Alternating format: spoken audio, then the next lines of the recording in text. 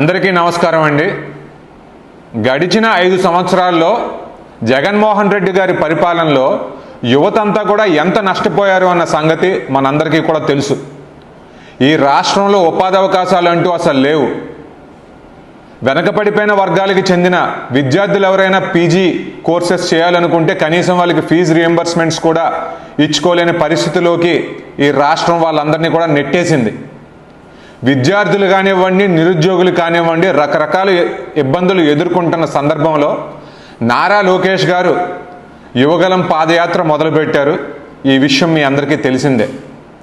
నారా లోకేష్ గారు యువత అందరి తరపున కూడా పోరాడారు. యువత సమస్యలు ఏంటనేవి తెలుసుకుని వాటన్నిటికీ కూడా అధికారంలోకి వచ్చిన తర్వాత ఏ రకమైన పరిష్కారం ఇస్తామన్న విషయం కూడా అందరికీ తెలియజేశారు. మరి ఎన్నికలు సమీపిస్తూ ఉన్న వేళ రేపు విజయనగరం పట్టణంలో ఎంఆర్ కాలేజ్ అయోధ్య మైదానంలో యువగలం మీటింగ్ నిర్వహించబోతా ఉన్నారు.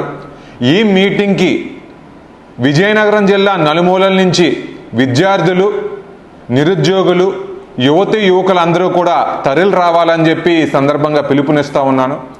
అదే రకంగా తెలుగుదేశం పార్టీ, భారతీయ జనతా పార్టీ, జనసేన పార్టీకి చెందిన యువ కార్యకర్తలు కానివ్వండి, అభిమానులు కానివ్వండి, అందరూ కూడా తరలి వచ్చి ఈ సమావేశాన్ని దిగ్విజయం చేయాలని చెప్పి ఈ సందర్భంగా తెలియజేస్తున్నాను. మర్చిపోకండి, రేపు అనగా 7వ తారీఖు సాయంత్రం 4 గంటలకు విజయనగరం పట్టణంలో ఎంఆర్ కాలేజ్ అయోధ్య మైదానంలో ఈ మీటింగ్కి మీరందరూ కూడా తరలి రావాలి.